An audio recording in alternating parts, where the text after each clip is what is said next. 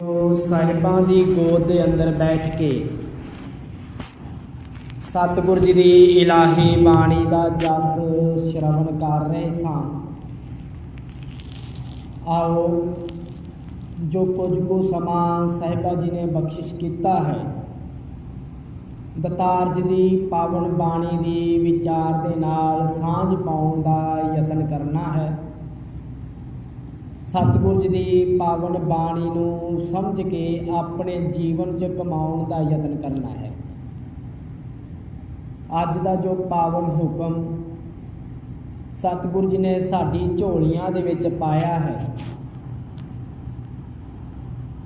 ਸਾਹਿਬ ਸ੍ਰੀ ਗੁਰੂ ਅਰਜਨ ਸਾਹਿਬ ਮਹਾਰਾਜ ਜੀ ਦਾ ਉਚਾਰਨ ਕੀਤਾ ਹੋਇਆ ਰਾਗ ਸੋਰਠ ਦੇ ਅੰਦਰ ਧੰਨ ਗੁਰੂ ਗ੍ਰੰਥ ਸਾਹਿਬ ਜੀ ਦੇ ਪਾਵਨ ਅੰਕ 629 ਉੱਪਰ ਸੁਭਾਏਮਾਨ ਹੈ। ਇਸ ਪਾਵਨ ਹੁਕਮ ਦੇ ਅੰਦਰ ਦਤਾਰ ਪਿਤਾ ਜੀ ਨੇ ਸਾਨੂੰ ਜੀਵਨ ਦੇ ਵਿੱਚ ਸਚਿਆਰੇ ਬਣਦਿਆਂ ਹੋਇਆਂ, ਧਰਮ ਨੂੰ ਕਮਾਉਂਦਿਆਂ ਹੋਇਆਂ, ਭਾਵ ਜਦੋਂ ਮਨੁੱਖ ਦਾ ਮਨ ਮਨੁੱਖ ਸੁਰਤ ਕਰਕੇ ਉਸ ਰੱਬ ਜੀ ਦੇ ਨਾਮ ਦੇ ਵਿੱਚ ਰਚਿਆ ਜਾਏ। ਸਤਿਗੁਰ ਜੀ ਨੇ ਇਸ ਪਾਵਨ ਹੁਕਮ ਦੇ ਵਿੱਚ ਸਾਨੂੰ ਸਮਝਾਇਆ ਹੈ ਕਿ ਜਿਸ ਦਾ ਦਿਲ, ਜਿਸ ਦਾ ਮਨ ਰੱਬ ਜੀ ਦੀ ਨਿਯਮਾਵਲੀ, ਰੱਬ ਜੀ ਦੇ ਹੁਕਮ ਦੇ ਅਨੁਸਾਰ ਢਲ ਜਾਂਦਾ ਹੈ, ਮੰਨ ਜਾਂਦਾ ਹੈ, ਉਸ ਦਾ ਜੀਵਨ ਖੁਸ਼ੀਆਂ ਦੇ ਨਾਲ, ਸੁੱਖਾਂ ਦੇ ਨਾਲ ਭਰ ਜਾਂਦਾ ਹੈ। ਉਹ ਜੀਵਨ 'ਚ ਫਿਰ ਦੁੱਖ ਨਹੀਂ ਪਾਉਂਦਾ। ਸਾਚੇ ਸਾਹਿਬ ਸਿਉ ਮਨ ਮਾਨਿਆ, ਰਹਾਉ ਦੇ ਬੰਦ ਦੇ ਅੰਦਰ ਬੜੇ ਹੀ ਸੁੰਦਰ ਖਿਆਲ ਦਤਾਰ ਜੀ ਨੇ ਰੱਖੇ ਕਿ ਜਦੋਂ ਸੱਚੇ ਸਾਹਿਬ ਦੇ ਨਾਲ ਮਨ ਮੰਨ ਜਾਏ, ਗੱਲ ਤਾਂ ਮਨ ਦੇ ਮੰਨਣ ਦੀ ਹੈ ਨਾ ਭਾਗਾਂ ਵਾਲਿਓ। ਦਤਾਰ ਜੀ ਦੇ ਬਾਣੀ ਦੇ ਅੰਦਰ ਬਾਰ-ਬਾਰ ਮਨ ਨੂੰ ਸਮਝਾਇਆ ਹੈ, ਬਾਣੀ ਦੇ ਅੰਦਰ ਬਾਰ-ਬਾਰ ਮਨ ਨੂੰ ਸੁਚੇਤ ਕੀਤਾ ਹੈ। ਮੈਂ ਬਾਰ-ਬਾਰ ਇਹ ਬੇਨਤੀ ਕਰਦਾ ਹੁੰਨਾ, ਗੁਰਬਾਣੀ ਨੂੰ ਜਦੋਂ ਪੜ੍ਹਦੇ ਆ ਨਾ, ਉਹਨੂੰ ਆਪਣੇ ਉੱਤੇ ਲਾ ਕੇ ਦੇਖਣਾ ਹੈ। ਜੇ ਮੈਂ ਪੜ੍ਹ ਰਿਹਾ ਹਾਂ ਤਾਂ ਮੈਂ ਆਪਣੇ ਵਾਸਤੇ ਪੜ੍ਹ ਰਿਹਾ ਹਾਂ, ਕਿਸੇ ਦੂਸਰੇ ਵਾਸਤੇ ਨਹੀਂ। ਬਾਣੀ ਆਪਣੇ ਵਾਸਤੇ ਆਪ ਪੜ੍ਹਨੀ ਪੈਣੀ ਹੈ। ਜੇ ਜੀਵਨ 'ਚ ਗੁਰੂ ਦੀ ਬਾਣੀ ਦੇ ਮੁਤਾਬਕ ਸੱਚ ਨੂੰ ਸਮਝਣਾ ਹੈ ਨਾ, ਜੇ ਬਾਣੀ ਨੂੰ ਸਮਝ ਕੇ ਜੀਵਨ ਬਣਾਉਣਾ ਹੈ ਨਾ, ਤਾਂ ਬਾਣੀ ਆਪ ਪੜ੍ਹਨੀ ਪਵੇਗੀ, ਬਾਣੀ ਨੂੰ ਆਪ ਸਮਝਣਾ ਪਵੇਗਾ, ਇਕਾਗਰ ਹੋ ਕੇ ਸੁਰਤ ਨੂੰ ਬਾਣੀ ਦੇ ਅੰਦਰ ਜੋੜਨਾ ਪਵੇਗਾ, ਮਨ ਕਰਕੇ ਬਾਣੀ ਨੂੰ ਸਮਝ ਕੇ ਆਪਣੇ ਜੀਵਨ 'ਚ ਕਮਾਉਣਾ ਪਵੇਗਾ। ਫਿਰ ਹੀ ਸਤਿਗੁਰ ਜੀ ਦੀ ਬਾਣੀ ਦੇ ਬਚਨ ਹਨ ਕਿ ਬਾਣੀ ਬਣੀ ਹੈ, ਗੁਰਬਾਣੀ ਬਣੀ ਹੈ। ਗੁਰਬਾਣੀ ਵਰਗਾ ਜੀਵਨ, ਗੁਰੂ ਵਾਲੇ ਗੁਣਾਂ ਵਰਗਾ ਜੀਵਨ ਬਣ ਜਾਏਗਾ ਜਦੋਂ ਪੜ੍ਹਨ ਦੀ ਕੋਸ਼ਿਸ਼ ਕਰਾਂਗੇ, ਜਦੋਂ ਗੁਰੂ ਵਾਲੇ ਰਸਤੇ ਉੱਤੇ ਤੁਰਨ ਦੀ ਕੋਸ਼ਿਸ਼ ਕਰਾਂਗੇ। ਸਾਚੇ ਸਾਹਿਬ ਸਿਉ ਮਨ ਮਾਨਿਆ, ਜਦੋਂ ਸੱਚੇ ਸਾਹਿਬ ਦੇ ਨਾਲ ਮਨ ਮੰਨ ਜਾਏਗਾ, ਪਰ ਮਨ ਨਹੀਂ ਨਾ ਮੰਨਦਾ। ਪਰ ਮਨ ਕਰਕੇ ਹੀ ਤਾਂ ਅਸੀਂ ਗੁਰੂ ਤੋਂ ਦੂਰ ਹੋ ਗਏ ਹਾਂ ਨਾ। ਸਰੀਰ ਕਰਕੇ ਤਾਂ ਭਾਵੇਂ ਗੁਰੂ ਦੀ ਹਜ਼ੂਰੀ ਦੇ ਵਿੱਚ ਵੀ ਰਹਿ ਰਹੀ ਹੋਈਏ, ਸਰੀਰ ਕਰਕੇ ਤਾਂ ਭਾਵੇਂ ਬਾਹਰੀ ਧਾਰਮਿਕ ਕੱਪੜੇ ਵੀ ਕਿਉਂ ਨਾ ਪਾ ਲਏ ਜਾਣ, ਸਰੀਰ ਕਰਕੇ ਤਾਂ ਭਾਵੇਂ ਦਿਖਾਵਾ ਧਰਮੀਆਂ ਵਾਲਾ ਕਰ ਵੀ ਕਿਉਂ ਨਾ ਲਿਆ ਜਾਏ, ਪਰ ਜੇ ਮਨ ਹੀ ਨਹੀਂ ਮੰਨਿਆ, ਅੰਦਰ ਤਾਂ ਬੇਈਮਾਨੀ ਦੀ ਭਾਵਨਾ ਹੈ, ਅੰਦਰ ਤਾਂ ਠੱਗੀ ਦੀ ਭਾਵਨਾ ਹੈ, ਅੰਦਰ ਤਾਂ ਲੁੱਟਣ ਦੀ ਭਾਵਨਾ ਹੈ। ਭਾਗਾਂ ਵਾਲਿਓ, ਬਾਹਰੀ ਤੌਰ ਤੇ ਤਾਂ ਸੱਜਣ ਠੱਗ ਵੀ ਭਗਤ ਬਣਿਆ, ਧਰਮੀ ਬੜਾ ਕਹਿਲਾਉਂਦਾ ਸੀ ਆਪਣੇ ਆਪ ਨੂੰ। ਬਾਹਰੀ ਤੌਰ ਤੇ ਸੱਜਣ ਠੱਗ ਵੀ ਆਪਣੇ ਆਪ ਨੂੰ ਬੜਾ ਧਰਮੀ ਕਹਿਲਾਉਂਦਾ ਸੀ। ਸਾਲ ਬਾਅਦ ਬ੍ਰਹਮ ਭੋਜਨ ਦਾ ਸੱਦਾ ਦਿੰਦਾ ਸੀ, ਹਜ਼ਾਰਾਂ ਬ੍ਰਾਹਮਣਾਂ ਨੂੰ ਭੋਜਨ ਛਕਾਉਂਦਾ ਸੀ, ਉਹਨਾਂ ਨੂੰ ਦਾਨ ਦਿੰਦਾ ਸੀ, ਪਰ ਅੰਦਰ ਧਰਮ ਨਹੀਂ ਪੈਦਾ ਹੋਇਆ। ਅੰਦਰ ਭਾਵਨਾ ਕੀ ਸੀ? ਅੰਦਰ ਭਾਵਨਾ ਸੀ ਕਿਵੇਂ ਕਿਸੇ ਦਾ ਧਨ ਨੂੰ ਲੁੱਟਣਾ ਹੈ, ਕਿਵੇਂ ਗਰੀਬ, ਕਿਵੇਂ ਮਜ਼ਦੂਰ ਦੀ ਕਮਾਈ ਨੂੰ ਖਾਣਾ ਹੈ, ਕਿਵੇਂ ਮੈਂ ਉਹਨੂੰ ਨੀਵਾਂ ਦਿਖਾਉਣਾ ਹੈ, ਮੈਂ ਕਿਵੇਂ ਗਲਤ ਤਰੀਕੇ ਦੇ ਨਾਲ। ਅੰਦਰ ਦਾ ਭਾਵਨਾ ਗਲਤ ਸੀ ਨਾ।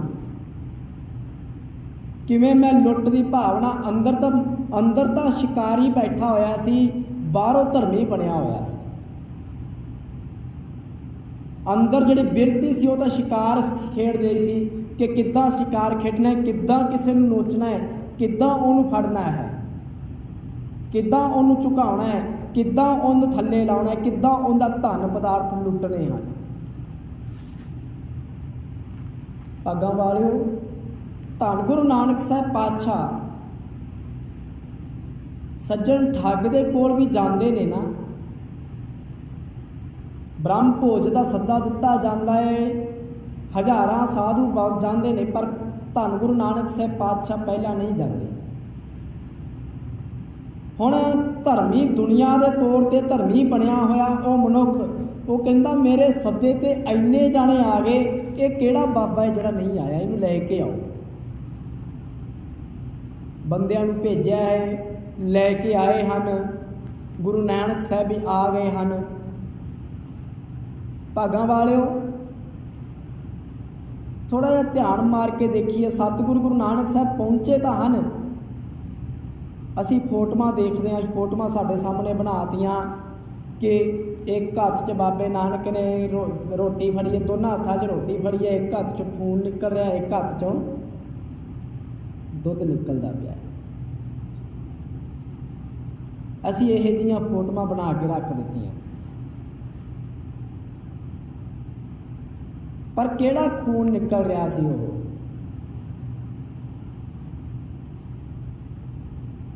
ਭਾਗਾਂ ਵਾਲਿਓ, ਧੰਨ ਗੁਰੂ ਨਾਨਕ ਸਾਹਿਬ ਪਾਤਸ਼ਾਹ ਨੇ ਸੱਜਣ ਨੂੰ ਸਮਝਾਇਆ, ਉਹਦੇ ਸਾਹਮਣੇ ਉਹਨੂੰ ਸਮਝਾਇਆ, ਇੰਨੇ ਲੋਕਾਂ ਦੇ ਵਿੱਚ, ਇੰਨੇ ਇਕੱਠ ਦੇ ਵਿੱਚ ਉਹਨੂੰ ਸਮਝਾਇਆ, ਉਹਨੂੰ ਦੱਸਿਆ ਕਿ ਇਹ ਸੱਜਣਾ ਕੱਲਾ ਨਾਮ ਦਾ ਹੀ ਸੱਜਣ ਹੈ ਕਿ ਕੰਮਾਂ ਕਰਕੇ ਵੀ ਸੱਜਣ ਹੈ? ਕੱਲਾ ਨਾਮ ਦਾ ਹੀ ਸੱਜਣ ਹੈ ਕਿ ਸੱਜਣਾ ਵਾਲੇ ਕੰਮ ਵੀ ਕੀਤੇ ਨੇ ਕਦੀ? ਭਾਗਾਂ ਵਾਲਿਓ, ਗੁਰੂ ਨਾਨਕ ਸਾਹਿਬ ਨੇ ਉਹ ਸੁੱਤੀ ਹੋਈ ਸੁਰਤ ਨੂੰ ਜਗਾਇਆ ਹੈ, ਅੰਦਰ ਦੇ ਧਰਮ ਨੂੰ ਜਗਾਇਆ ਹੈ, ਜਿਹੜਾ ਮਨ ਕਰਕੇ, ਸੁਰਤ ਕਰਕੇ ਕਿ ਭਾਈ ਸਿਰਫ ਦਿਖਾਵੇ ਦੇ ਨਾਲ ਧਰਮੀ ਨਹੀਂ ਬਣਿਆ ਜਾ ਸਕਦਾ। ਸਾਚੇ ਸਾਹਿਬ ਸਿਉ ਮਨ ਮਾਨਿਆ। ਗੱਲ ਤਾਂ ਮਨ ਦੇ ਮੰਨਣ ਦੀ ਹੈ। ਜੇ ਮਨ ਹੀ ਨਹੀਂ ਮੰਨਿਆ, ਜੇ ਮਨ ਹੀ ਨਹੀਂ ਮੰਨਿਆ, ਫਿਰ ਬਾਹਰੀ ਤੌਰ ਤੇ ਜਿਤਨੇ ਮਰਜ਼ੀ ਸ਼ਿੰਗਾਰ ਕਰ ਲੈ, ਜਿਤਨਾ ਮਰਜ਼ੀ ਧਰਮੀ ਬਣ ਲੈ। ਬਾਣੀ ਦੇ ਅੰਦਰ ਬਾਬਾ ਕਬੀਰ ਜੀ ਨੇ ਬੜੇ ਸੁੰਦਰ ਖਿਆਲ ਸਾਡੇ ਸਾਹਮਣੇ ਰੱਖੇ। ਦੁਨਿਆਵੀ ਉਦਾਹਰਨ ਦੇ ਕੇ, ਜੀਵ ਇਸਤਰੀ ਦੀ ਉਦਾਹਰਨ ਦੇ ਕੇ ਧੰਨ ਬਾਬਾ ਕਬੀਰ ਜੀ ਨੇ ਬੜੇ ਸੁੰਦਰ ਸਾਡੇ ਸਾਹਮਣੇ ਖਿਆਲ ਰੱਖੇ ਕਿ ਧਰਮੀ ਬਣਨਾ ਕਿੱਦਾਂ ਹੈ। ਦੁਨਿਆਵੀ ਰਿਸ਼ਤਿਆਂ ਦੀਆਂ ਉਦਾਹਰਨਾਂ ਦੇ ਕੇ ਸਾਨੂੰ ਸਮਝਾਉਣ ਦੀ ਕੋਸ਼ਿਸ਼ ਕੀਤੀ ਹੈ। ਬਾਬਾ ਕਬੀਰ ਜੀ ਨੇ ਬੜੇ ਹੀ ਸੁੰਦਰ ਖਿਆਲ ਸਾਡੇ ਸਾਹਮਣੇ, ਸਾਡੀ ਝੋਲੀ ਦੇ ਅੰਦਰ ਪਾਏ ਹਨ। ਬਾਬਾ ਕਬੀਰ ਜੀ ਕਹਿੰਦੇ ਕਿ ਕੋਈ ਜੀਵ ਇਸਤਰੀ ਬਾਹਰੀ ਸ਼ਿੰਗਾਰ ਕਰ ਲਵੇ, ਬਾਹਰੀ ਹਾਰ ਸ਼ਿੰਗਾਰ ਪੂਰਾ ਵਧੀਆ ਤਰੀਕੇ ਦੇ ਨਾਲ ਕਰ ਲਏ ਕਿ ਉਹ ਸ਼ਿੰਗਾਰ ਮਿਲਣ ਕੇ ਤਾਈਂ, ਪਤੀ ਨੂੰ ਮਿਲਣ ਵਾਸਤੇ, ਰੱਬ ਰੂਪੀ ਪਤੀ ਨੂੰ ਮਿਲਣ ਵਾਸਤੇ ਜੀਵ ਇਸਤਰੀ ਨੇ ਬਾਹਰੀ ਸ਼ਿੰਗਾਰ ਕੀਤਾ ਹੈ। ਦੁਨਿਆਵੀ ਤੌਰ ਤੇ पति नूं मिलण वास्ते बाहरी शिंगार कर लिया जाए कि वो शिंगार मिलन के ताई अगे नाल जिक्र कर दिता, हर ना मिले जग जीवन गुसाई। कहंदे बाहरी शिंगार दे नाल हर ना मिले जग नूं जीवन देण वाला वो गुसाई वो परमात्मा नहीं मिल सकता। हर ना मिले क्योंकि सच्चे साहिब स्यों मन मान्या, जे मन ही नहीं मन्या। हर ना मिले जग जीवन गुसाई। अगे बाबा कबीर जी कहते, हार मेरो पिर, हे रब जी तुसी साडे पति हो, पति परमेश्वर हो हर की बोहरिया। असी सारियां जीव इस्त्रियां तुहाडियां बोहरियां हाँ, पत्नियां। गुरबाणी ने हरेक मनुख नूं जीव इस्त्री के रूप दे विच कहा। इस जग में पुरख एक है होर सगले नार सुभाई। बाबा कबीर जी ने वही पति ते पत्नी की उदाहरण दे के किद्दां मिलाप हो सकता है। सतगुरु जी बाबा कबीर जी कहते, हार मेरो पिर, रब जी पति हन, हों हर की बोहरिया, ते मैं उनकी जीव इस्त्री पत्नी हाँ। हों हर की बोहरिया। पर गल फर्क इत्थे पै गया क्योंकि मन नहीं मन्या। राम बड़े वो तो बड़ा बेअंत है, वो तो औगण भी कोई नहीं चितारदा। औगण को ना चितारे, वो तो कोई औगण भी नहीं चितारदा। वो तो बड़ा बेअंत है, बड़ा वड्डा है, बड़ा बख्शिशा करने वाला है, बड़ा प्यार करने वाला है, बड़े निगे सुभाव वाला है। राम बड़े मैं तनक लहरिया, मैं एक निकी जी मिस्त्री हूँ। राम बड़े मैं तनक लहरिया। बाबा कबीर जी कहते, मैं तनक लोहरिया ने मन नूं नहीं मनाया। मन करके दिलों मुहब्बत जिन से ही सच्चिया। कहते जे दिल करके मुहब्बत होवे, प्यार होवे ना गुरु नाल, समाजिक रिश्तियां दे विच भी जिथे दिलां दी मुहब्बत है, जिथे प्यार दिल करके है, उत्थे स्वार्थ नहीं देखा जाता। जिथे स्वार्थ की भावना नहीं, जिथे एक दूजे के लिए काम किया जाता, जे मदद की जाती है। वैसे असीं दुनियावी तौर पर रिश्तेदारियां दे विच भी जे किसी के लिए किसी के नाल खड़े हुंदे आ ना, साडा स्वार्थ पिछे बड़ा वड्डा हुंदा है कि देख अज मैं खड़िया, कल नूं इहदे तो भी मैं लैनी है मदद। जे मेरे काम ही ना आया मेरा की फायदा। किसी का भला करन लग्या, किसी के नाल खड़न लग्या, किसी के नाल तुरन लग्या, दुनियावी रिश्तियां दे विच साडे अंदर इतना कोई प्यार भी नहीं रहा। असीं तां अपना लालच देख रहे कि मेरा की फायदा होएगा, मैं तेरा आ काम करांगा, मेरा की फायदा होएगा, मैनू की मिलेगा, मैं क्यों करांगा। सतगुरु जी कहते, साचे साहिब स्यों मन मान्या। गल तो मन ही नहीं मन्या। जे वो सच्चे दे नाल मन मान जाता, जे वो सच्चे दे नाल दिलों की गांठ पै जाती। दिलों मुहब्बत जिन से ही सच्चिया। बाबा कबीर जी कहते, जिन मन होर मुख होर। बाबा फरीद जी, जिन मन होर मुख होर। ਜਿਹੜੇ मन करके तो आसे पासे भज्जे फिरते हैं, भाव मन करके तो ईर्खा पाई हुई है, मन करके अंदरों तो ईर्खा का साड़ा चलता है कि भरा का एडा वड्डा कारोबार, मैं इन्ना नीवा।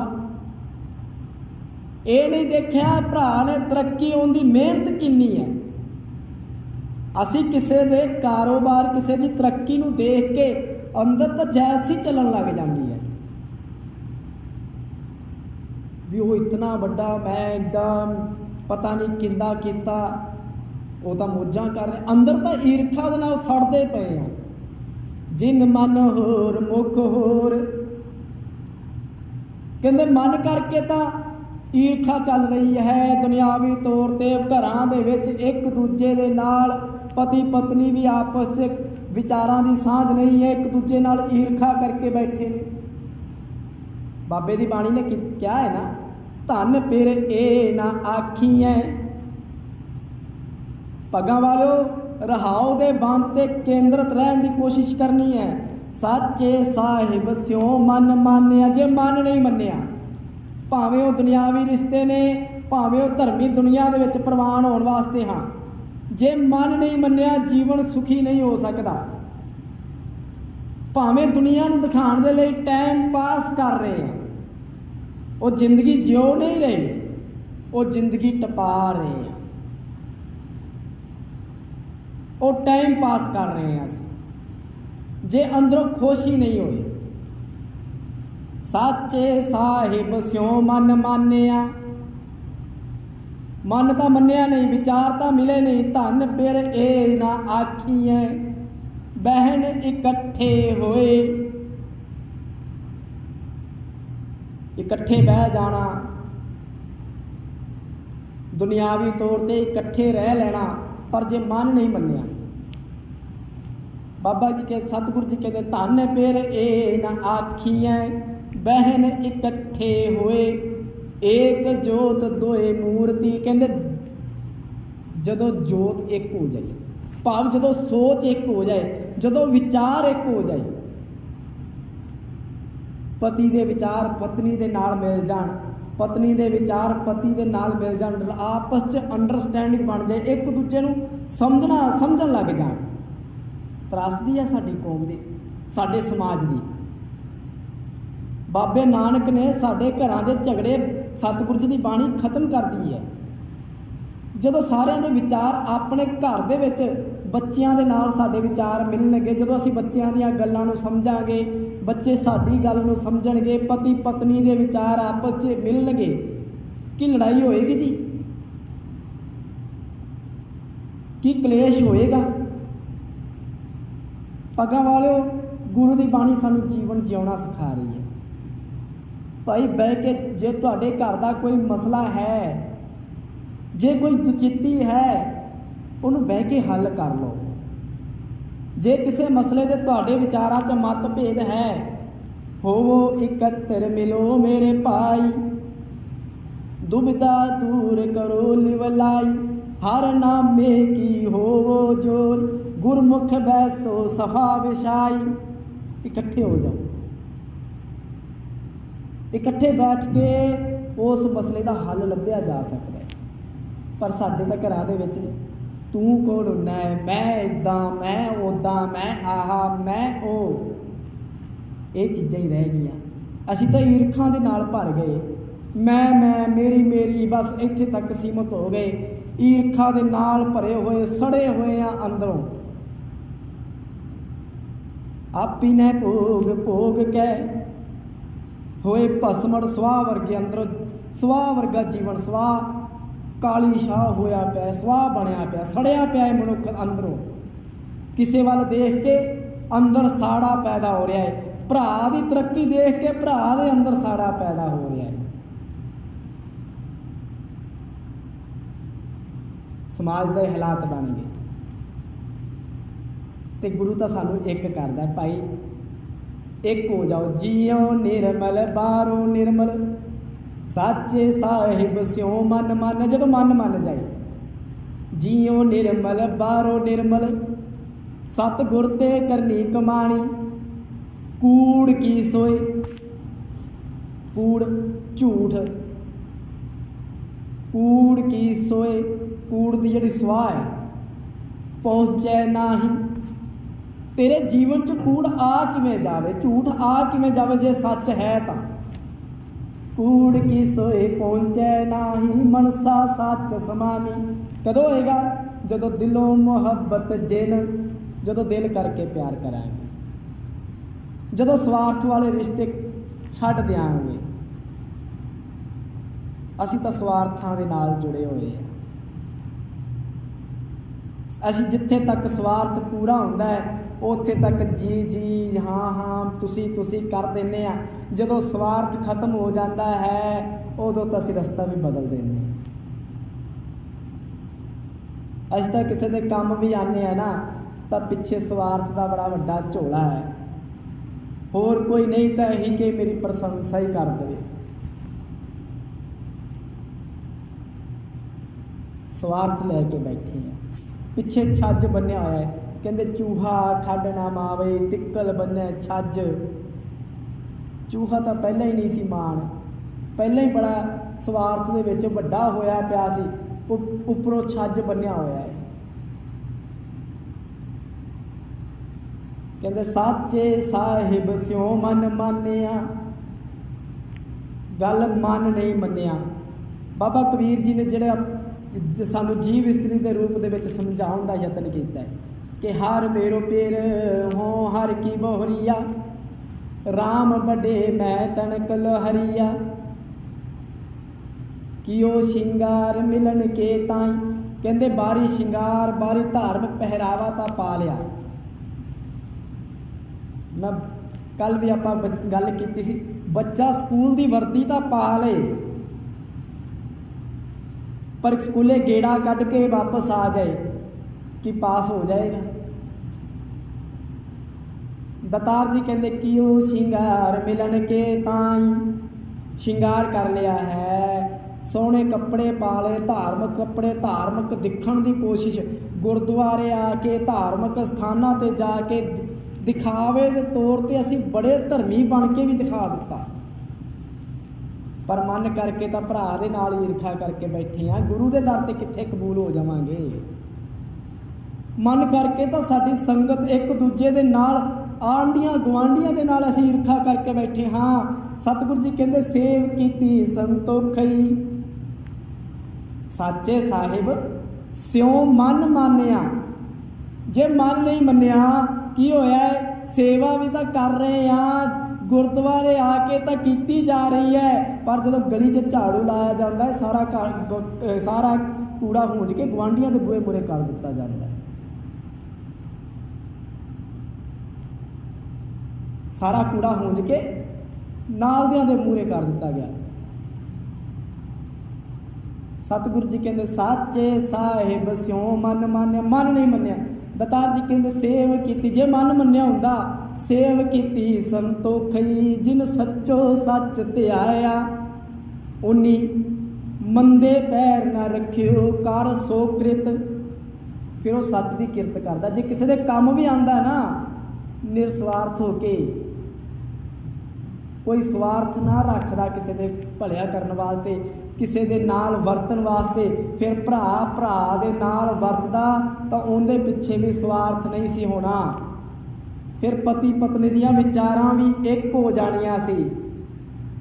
ਧਨ ਸੁਹਾਗਣ ਜੋ ਪਿਰ ਪ੍ਰਭ ਭਾਵੈ, ਧਨ ਸੁਹਾਗਣ ਜੋ ਪ੍ਰਭੂ ਪਛਾਨੈ, ਮਾਨੈ ਹੁਕਮ ਤਜੈ ਅਭਿਮਾਨੈ। ਕਹਿੰਦੇ ਉਹ ਜੀਵ ਇਸਤਰੀ, ਇੱਥੇ ਇਕੱਲੀ ਇੱਕ ਔਰਤ ਵਾਸਤੇ ਗੱਲ ਨਹੀਂ ਆਈ, ਉਹ ਜੀਵ ਇਸਤਰੀ ਧਨ ਹੈ, ਧਨਤਾ ਦੇ ਯੋਗ ਹੈ। ਧਨ ਸੁਹਾਗਣ ਜੋ ਪ੍ਰਭੂ ਪਛਾਨੈ, ਜਿਹਨੇ ਰੱਬ ਦੀਆਂ ਵਿਚਾਰਾਂ ਨੂੰ ਸਮਝ ਲਿਆ ਹੈ, ਰੱਬ ਜੀ ਦੇ ਗੁਣਾਂ ਨੂੰ ਸਮਝ ਲਿਆ ਹੈ, ਜਿੰਦਾ ਮਨ ਮੰਨ ਲਿਆ ਹੈ। ਸਾਚੇ ਸਾਹਿਬ ਸਿਉ ਮਨ ਮਾਨਿਆ, ਧਨ ਸੁਹਾਗਣ ਜੋ ਪ੍ਰਭੂ ਪਛਾਨੈ, ਮਾਨੈ ਹੁਕਮ ਤਜੈ ਅਭਿਮਾਨੈ। ਆਪਣਾ ਅਭਿਮਾਨ, ਆਪਣਾ ਅਹੰਕਾਰ, ਆਪਣੀ ਈਰਖਾ ਛੱਡ ਦਿੰਦੀ ਹੈ। ਜਦੋਂ ਛੱਡ ਦਿੱਤੀ, ਉਹ ਕਹਿੰਦੇ ਉਹ ਧਨ ਹੈ, ਉਹ ਜੀਵ ਇਸਤਰੀ ਧਨ ਹੈ, ਉਹ ਗੁਰੂ ਦੇ ਦਰ ਤੇ, ਰੱਬ ਦੇ ਦਰ ਤੇ, ਪਤੀ ਪਰਮੇਸ਼ਵਰ ਦੇ ਦਰ ਤੇ ਕਬੂਲ ਹੋ ਜਾਏਗੀ। ਬਾਬਾ ਭਾਈ ਗੁਰਦਾਸ ਜੀ ਨੇ ਜ਼ਿਕਰ ਕੀਤਾ ਹੈ ਨਾ, ਨਹਿਰ ਕੁਵਾਰ ਕੰਨਿਆ ਲਾਡਲੀ ਕੇ ਮਾਨੀਅਤ, ਵਿਆਹੇ ਸਸੁਰਾਲ ਜਾਏ ਗੁਣਨ ਕੇ ਮਾਨੀਏ। ਜਿਵੇਂ ਇੱਕ ਇਹ ਉਦਾਹਰਨ ਦਿੱਤੀ ਹੈ ਭਾਈ ਗੁਰਦਾਸ ਜੀ ਨੇ, ਜਿਵੇਂ ਇੱਕ ਬੱਚੀ, ਇੱਕ ਬੇਟੀ, ਇੱਕ ਧੀ ਜਿੰਨਾ ਚਿਰ ਪੇਕੇ ਘਰ ਦੇ ਵਿੱਚ ਹੈ ਨਾ, ਉਹਨਾਂ ਚਿਰ ਉਹਦੀਆਂ ਗਲਤੀਆਂ ਵੀ ਨਜ਼ਰਅੰਦਾਜ਼ ਹੋ ਜਾਂਦੀਆਂ ਨੇ,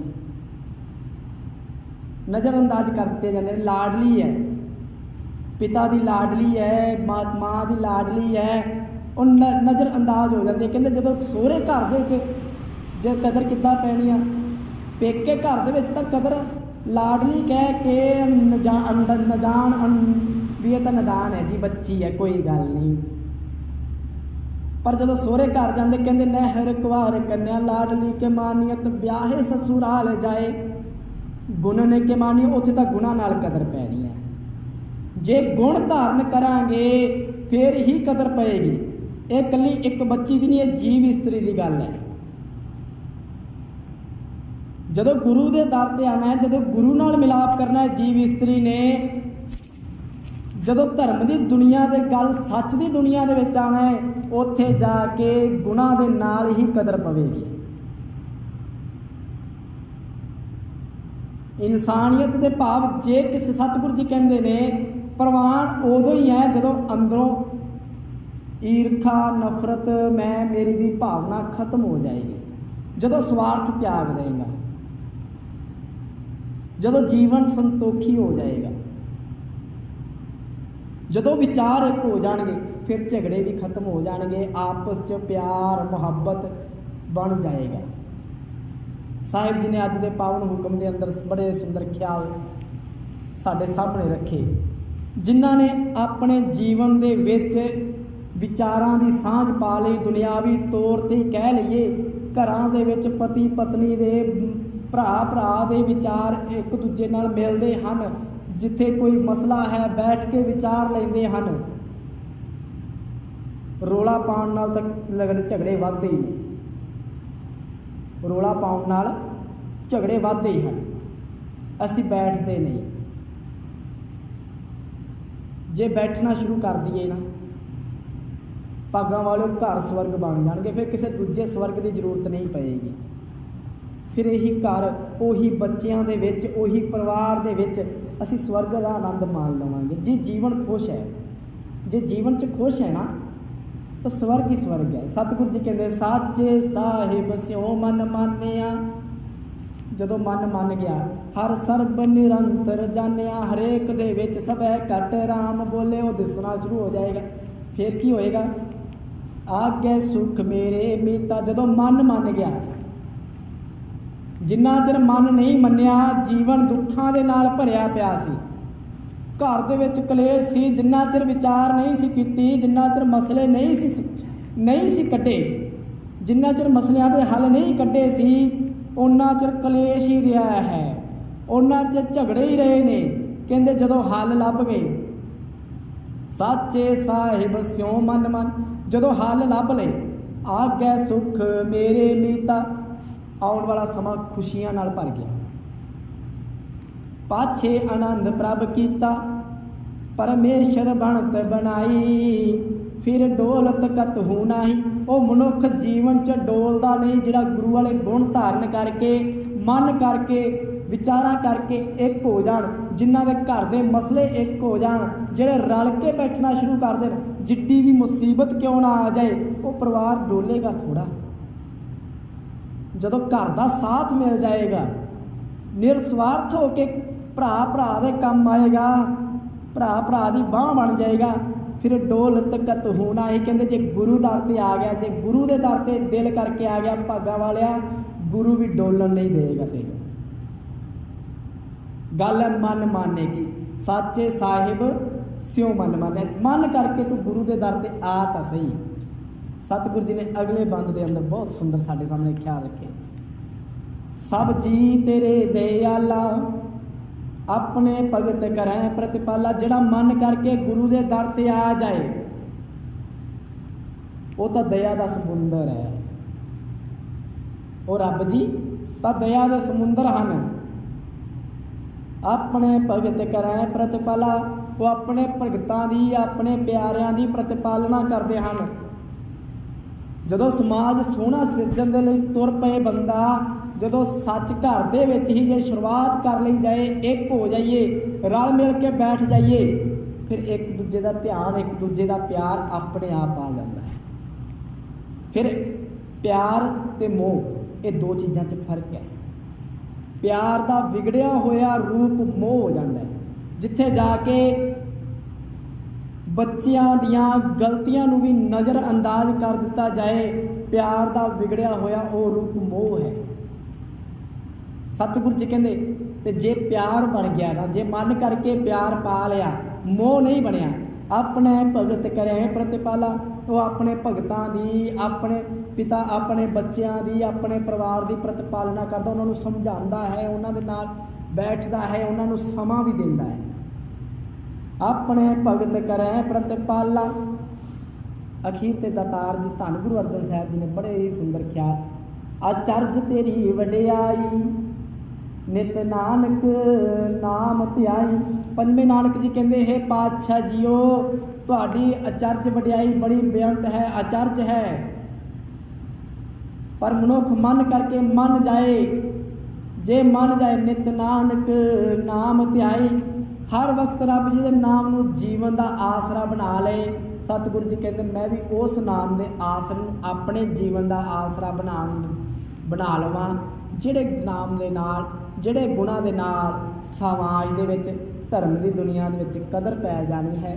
ਸਤਿਗੁਰੂ ਜੀ ਕਰਨ ਕਿਰਪਾ, ਅਸੀਂ ਵੀ ਆਪਣੇ ਘਰਾਂ ਦੇ ਵਿੱਚ ਗੁਰੂ ਵਾਲੀ ਬਾਣੀ ਨੂੰ, ਗੁਰੂ ਵਾਲੀਆਂ ਵਿਚਾਰਾਂ ਨੂੰ ਆਪਣੇ ਪਰਿਵਾਰਾਂ ਦੇ ਵਿੱਚੋਂ ਝਗੜੇ ਪਾਸੇ ਕਰ ਲਵਾਂਗੇ, ਜਦੋਂ ਗੁਰੂ ਦੇ ਦਰ 'ਤੇ ਬੈਠ ਜਾਵਾਂਗੇ, ਜਦੋਂ ਰਲ ਮਿਲ ਕੇ ਵਿਚਾਰ ਸਾਂਝੇ ਕਰ ਲਵਾਂਗੇ। ਨਹੀਂ ਤਾਂ ਘਰਾਂ ਦੇ ਵਿੱਚ ਕਲੇਸ਼ ਤਾਂ ਹੈ ਹੀ ਹੈ, ਝਗੜਿਆਂ ਦੇ ਵਿੱਚ ਤਾਂ ਪਏ ਹੀ ਹੋਏ ਆ, ਜੀਵਨ ਦੇ ਵਿੱਚ ਦੁਖੀ ਤਾਂ ਜੀਵਨ ਕੱਟ ਤਾਂ ਰਹੇ ਹੀ ਆ। ਜੀਵਨ ਜਿਉਵਾਂਗੇ ਉਦੋਂ ਜਦੋਂ ਗੁਰੂ ਦੀ ਬਾਣੀ ਦੇ ਮੁਤਾਬਕ ਜੀਵਨ ਬਣ ਜਾਏਗਾ। ਜ਼ਿੰਦਗੀ ਜਿਉਣੀ ਉਦੋਂ ਹੀ ਆ ਸਕਦੀ ਹੈ ਜਦੋਂ ਗੁਰੂ ਦੀ ਬਾਣੀ, ਸਾਚੇ ਸਾਹਿਬ ਸਿਉ ਮਨ ਮਾਨਿਆ, ਜਦੋਂ ਮਨ ਗੁਰੂ ਨਾਲ ਮੰਨ ਜਾਏ। ਸਤਿਗੁਰੂ ਜੀ ਕਰਨ ਕਿਰਪਾ। ਵਿਚਾਰਾਂ ਕਰਦਿਆਂ ਹੋਈਆਂ ਅਨੇਕਾਂ ਪ੍ਰਕਾਰ ਦੀਆਂ ਭੁੱਲਾਂ ਗਲਤੀਆਂ ਦਾਸ ਦੀਆਂ ਬਚਨ ਸਤਿਗੁਰੂ ਜੀ ਦੀ ਪਾਵਨ ਬਾਣੀ ਦਾ ਜੀਵਨ ਦੇ ਵਿੱਚ ਕਮਾਉਣਾ ਜੀ। ਅੰਤ ਵਿੱਚ ਭੁੱਲਾਂ ਨੂੰ ਨਾ ਚਤਾਰਦੇ ਹੋਏ ਪਾਓ ਗੁਰਫਤਿਹ ਨਾਲ ਸਾਂਝ। ਆਖੋ ਜੀ ਵਾਹਿਗੁਰੂ ਜੀ ਕਾ ਖਾਲਸਾ